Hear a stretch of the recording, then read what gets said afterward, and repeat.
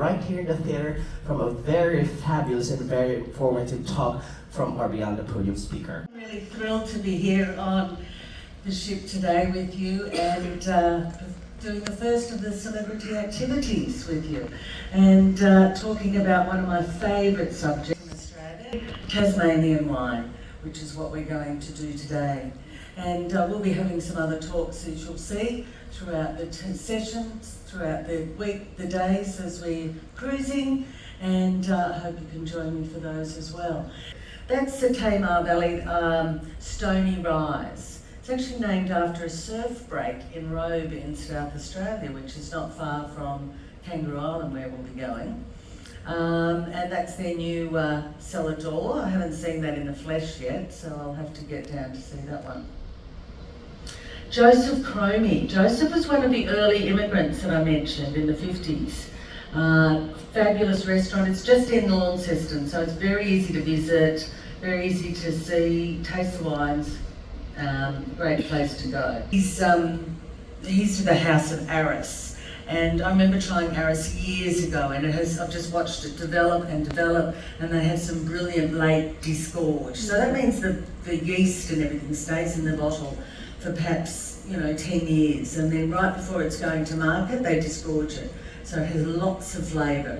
It was obviously, they decided it wasn't going to ripen well every year, and nobody likes a green Cabernet. It doesn't sell well, so that's why they've only some places are doing it. So they also do an oaked Sauvignon Blanc. Now I don't know if anyone's tried this. It's called Fumé Blanc, and it's traditionally a French style. But it means they put it in oak barrels, and so it takes the smoky, oaky flavours from the barrel. So it has a slightly different flavour. If you get to try one, it'll be good. Now, this is a Coal River Valley Toll Puddle. Now, this is another company, really wonderful company, Martin Shaw and Michael Hill-Smith from Shaw and Smith in Adelaide Hills. They only pick and plant in different seasons and different days. Not so much with viticulture, I don't think. If you've got a hail event coming and your crop's ready, you just pick. You're not going to wait for the picking day or the harvest day. But biodynamics, as I say, if you see a biodynamic vineyard, it's alive with butterflies and insects and grasses and plants. It's just beautiful. So, and his son, Marco Lubiano, has his own label as well, so look out for some of his wines. They're worth following up as well. So again, family wineries. Now, one that's quite close to town is Glaetzer Dixon family. Now, anyone who knows the Barossa will have heard of Glaetzer Dixon. So this Nick Glaetzer decided that he would come to Tasmania. He loved Pinot Noir, even though his family roots were in Barossa and Shiraz. Alina, the winemaker, is a fabulous winemaker and some really interesting varieties as well. So if you're ever down that way, please have a try of that winery. And I don't represent any particular winery. I'm not affiliated with anybody. I just am a passionate wine educator. Probably around October-ish, I would say, that photograph was taken. And there is also some reddish trees there, and we'll talk about the bushfire that hit Kangaroo Island in 2020 and how it impacted the island. So that looks like it was lucky to be still standing there.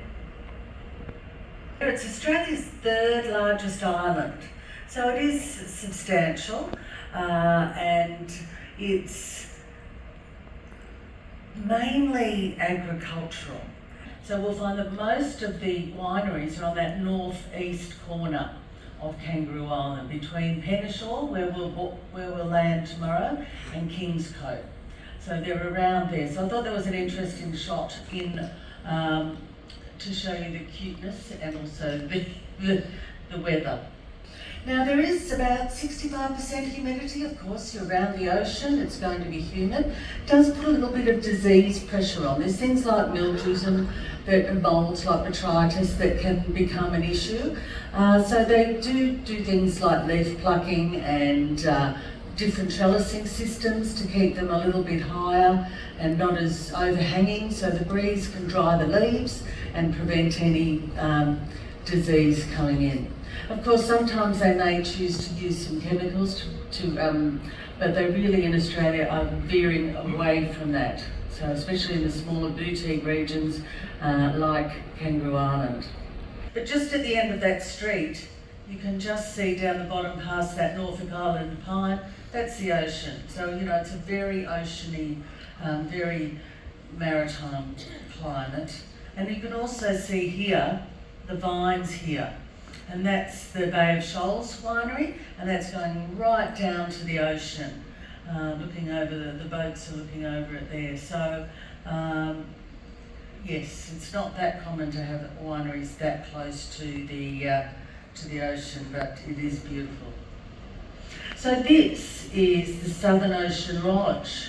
Now, I've just put this up for pure gratuity, really. Who wouldn't like a cellar like that? But if you have the pleasure ever of staying somewhere like that, now just remember that this whole resort was burnt down in 2020, so they have built that since then. And if anybody, I believe there is still some positions available on the tour down to McLaren Vale too, if somebody hasn't got any. I checked with the desk before I came down and they've still got some tours there to McLaren Vale if you'd like to see it. So as I said, beaches, wineries, great food. It's bordered by the ocean to the west, and those amazing sunsets over the water, and the mountains to the east. Now the mountains bring little gully winds coming down as well. So as you get to the top of the valley, or the vale, you're starting to get some influence from closer to more like the Adelaide Hills, which is cooler and more elevation. Has people heard of a GSM? It's a blend made famous in the Rhone region in France, where Shiraz, the home of Shiraz. So it's Grenache, Shiraz and Mourvedre. And Mourvedre is the French word for it. Mataro is the Italian word for the same variety. So there's a little bit of Italian heritage in McLaren Vale. So you will sometimes see the winemaker put Mataro, or they might just put GSM. And they'll often, if a good winery will show you on the back label the percentages, and sometimes they don't. So as you can see, colourful family, colourful person, and adds a lot of life to the vale. So other famous producers, and there are a lot of wineries, it's really hard to pick them out, but Chapel Hill, Hardy's wines go back years and years, centuries, long time. Kay Brothers, it's a little bit sort of further out, not hugely, but you go in there and they have a diary that shows every entry going back 100 years of what they did in the winery and in the vineyard, and what they planted and what they picked and what they did and what the Cabernet was doing. So it's a fascinating winery to visit. Matolo has a stunning new restaurant with great Italian food. SC Panel, Steve does some really interesting wines. He loves his Nebbiolo, so anyone's a Nebbiolo fan. Don't expect the rolling green hills. You're seeing the sunburnt Australian look this year.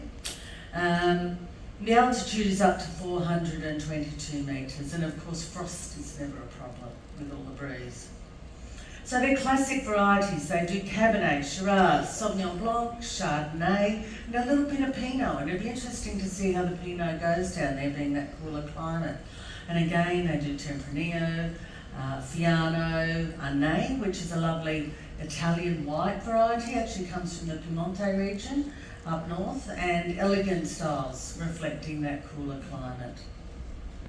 Now producers, remember I talked to you about the lady, the winemaker that did experimental wine in Kangaroo Island, so she is Charlotte Dalton. She won Young Winemaker of the Year a few years ago. She's quite experimental. A lot of her wines come from the Adelaide Hills, but she married someone in this area, so she's now down here. So famous producers, Bremerton I mentioned, they're the Wilson family, all female winemakers. The father was lucky enough to have all girls, so the girls have taken over the helm.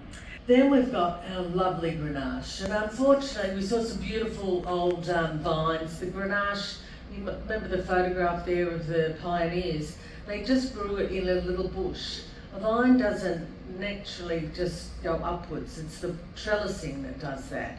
So the bush vine Grenache, a few years ago unfortunately, they did a bit of a vine pull, which was a bit of a crime, and took out some of the old vines, but we have got plenty of them still remaining. And Grenache is really coming into its own, the way they're producing it, the way they're blending it, and there's more single variety Grenaches than there probably have been for many years. Then we've got Mataro and Mourvedre. In Spain that would be known as Monastrell. And Mataro is the Italian name for it. So if you're in the McLaren Vale yesterday, you may have seen it called Mataro because there's more of an Italian settlement down there rather than the German and European up in the Barossa. It is home to probably our second best known red wine, which is the Henschke Hill of Grace.